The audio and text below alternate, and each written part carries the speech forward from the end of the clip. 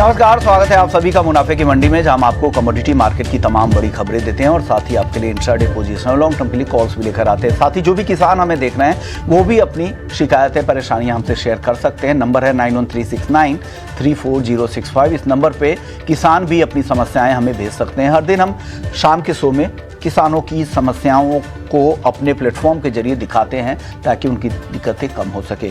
चलिए, आज हमारे साथ 3 मेहमान हैं जो आज आपको गाइड करेंगे नॉन एग्री से एग्री मार्केट तक। भाविक पटेल हैं ट्रेडबुल सिक्योरिटीज से, अजय केरिया हैं केरिया एडवाइजरी से और अनिंद बैनर्जी हैं कोटक सिक्योरिटीज से। आप तीनों मेहमानों का बहुत बहुत शुक्रिया।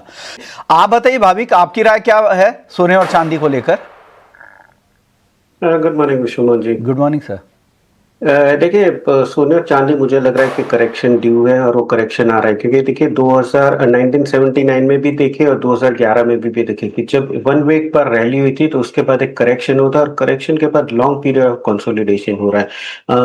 अगर हिस्टोरिकली भी देखें तो 9 हफ्ते जब भी सोने ने तेजी दी है कंटिन्यूसली ऑन वीकली बेसिस, तो उसके बाद एक वीक जो होता है उसमें 3.2% करेक्शन देता है। दूसरे 2 वीक अगर हम देखें तो ऑन एवरेज 3.4% करेक्शन, और उसके बाद 6 हफ्ते अगर देखें तो 4.6% करेक्शन देता है। तो यही हो रहा है कि अभी इतनी तेजी के बाद एक करेक्शन हुआ और अब कंसोलिडेशन हो रहा है। दूसरे फैक्टर्स अगर फंडामेंटल देखें तो देखिए दिसंबर में रेट कट का क्वेश्चन मार्क है। दूसरा एक ये है कि ट्रंप ने जो टैरिफ लगाए उसकी सुनवाई, उसकी हियरिंग सुप्रीम कोर्ट में है। ये वीक अगर फैसला आता है 2-3 हफ्ते में आएगा, और लोअर कोर्ट के जैसे अगर फैसला होता है कि ये अनकॉन्स्टिट्यूशनल है, टैरिफ जो लगाए है इमरजेंसी पावर के अंदर, अगर वो कहीं ना कहीं रिवर्स होते हैं तो हमने देखा था कि अप्रैल से जो तेजी हुई थी लिबरेशन टैरिफ की वजह से जो टैरिफ लगाए थे, तो वो कहीं ना कहीं अनबाउंड हो सकते हैं। तो वो भी आगे जाके गोल्ड और सिल्वर के लिए नेगेटिव। तो अभी के लिए फिलहाल कोई पॉजिटिव ट्रिगर्स है नहीं। मुझे लग रहा है कि जो हाई है वो अभी बन चुके हैं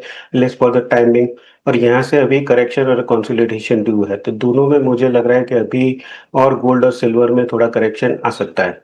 तो वो करेक्शन कितना होगा सर?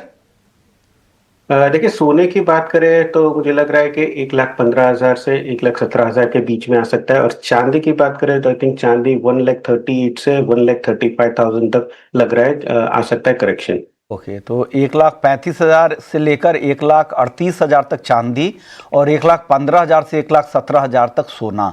लेकिन ये आने में, ये लेवल आने के लिए कुछ टाइम फ्रेम है क्या? जी जरूर, मुझे लग रहा है कि दिसंबर एंड से जनवरी, मिड ऑफ जनवरी तक आ सकते हैं। चलिए, क्रूड की बात करते हैं। आप बताइए, आपकी तरफ से भाविक आज क्या कॉल है क्रूड में? देखिए, आज तो कम्प्लीटली अवॉइड ही है, क्योंकि अगर हम देखें लास्ट 15-20 दिन से तो 5300 से 5500 के बीच में ही अटका हुआ है एमसीएक्स में, और कोई क्लियर डायरेक्शन नहीं है। हालांकि ओपेक प्लस ने पहले 3 महीने 2026 में पॉज जरूर से की है, बट वो सप्लाई का अभी भी इश्यू है। देखना है कि नवंबर 21 के बाद जब ये सैंक्शंस आएंगे रशिया के लुकोइल और रोसनेफ्ट पे, उसके बाद कितना प्रोडक्शन रशिया निकलता है। तो आई थिंक ये अभी भी मुझे लग रहा है कि रेंज बाउंड है। जब तक 5300 से 5500 के बीच में कोई आई थिंक ट्रेडिंग है नहीं। 5500 के ऊपर जाता है तो शायद लिमिटेड अपसाइड रह सकता है, या 53 के नीचे डाउनसाइड दिखने को मिले। तो अभी के लिए अवॉइड कीजिए जब तक 200 पॉइंट की रेंज में ट्रेड कर रहा है। चलिए, तो ये क्रूड को लेकर राय हो चुकी है। भाविक जी, आपको क्या पसंद है मेटल्स में?